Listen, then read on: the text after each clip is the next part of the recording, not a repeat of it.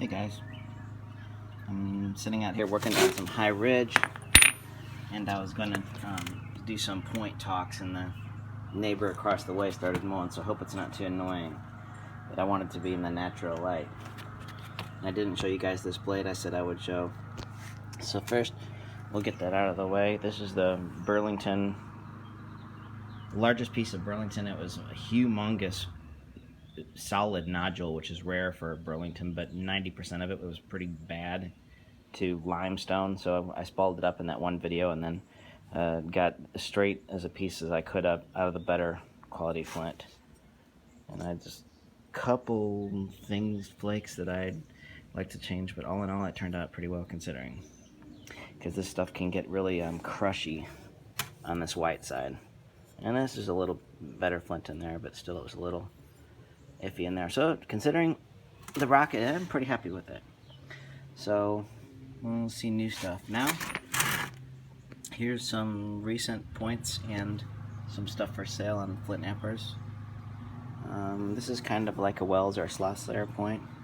It's not really as nice as some of the ones that Steve has been finding, but this is actually the rock from that amoeba, that Edwards amoeba. And it was really super tough in the middle, so I ended up just punching it narrower and made this. Just that ended up coming out of it. And then I've got some like little McCorkle type bifurcates, antler punch and antler pressure edge. So this is more like a Kirk or early archaic knife, and then some other McCorkle which are listed.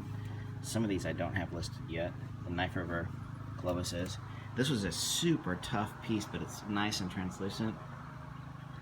And it was longer, and it had a seam along down here on the side, so I had to re-chip it an ear off, but it's as nice as a point as I could have made out of that. There's a little natural seam in the middle, so it turned out pretty good considering. All ivory punched, and then just a little antler pressure edge.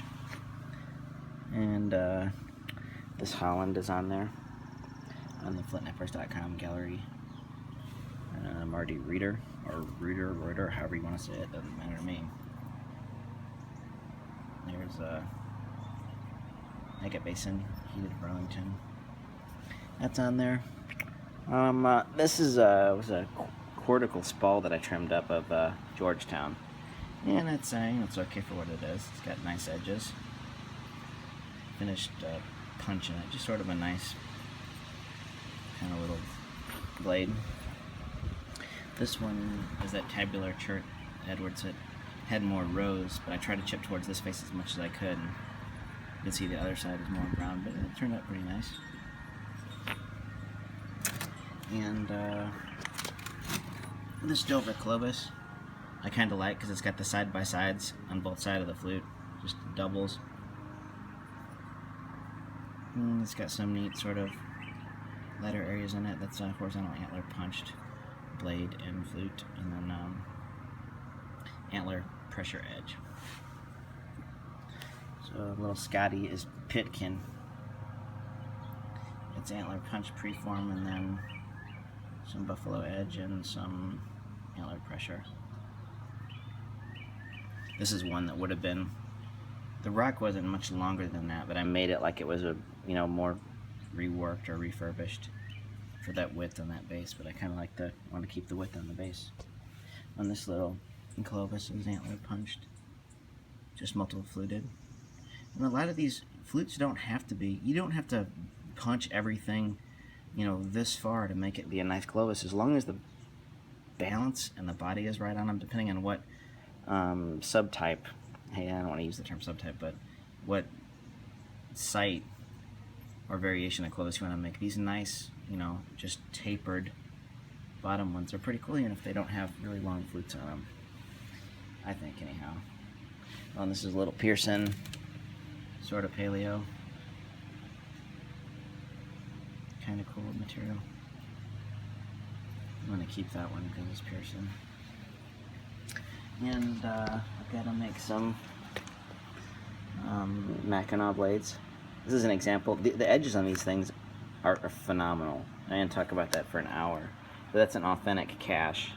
And if that were I mean, it's just unreal. There's a lot of old artifacts that look modern or fake that aren't, and part of the problem of how many fakes are in the artifact market and how many people are making certain things is that there's a lot of old artifacts that are killed. The people assume aren't old because they look weird like that, so oddballs. So it's better to learn about the type of flaking and about the artifacts in the area so that you can see, oddball traits or why weird things happen when they're rebased or, things like that. So you don't rule out necessarily that a point isn't good just because it doesn't fit into your idea of what the average metrics or typology is. So, oh, I didn't show this.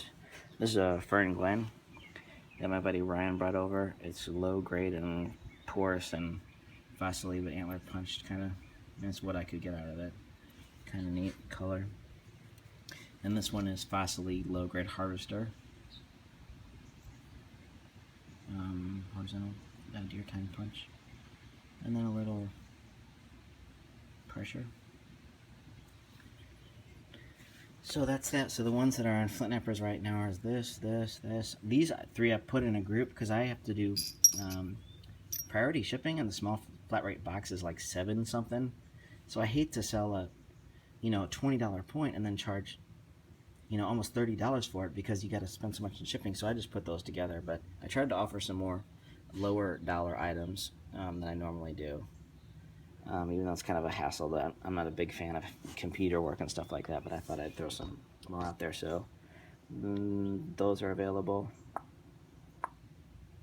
That one, that blade, I think, and I could list some more, but I just haven't yet. So, okay, I hope that I wasn't all over the place with the point flip, and it's really frustrating when you can't get a good look at something. So hopefully that was worth watching. Now the moment to stop the shit down this earlier. Maybe I will read it, we'll see.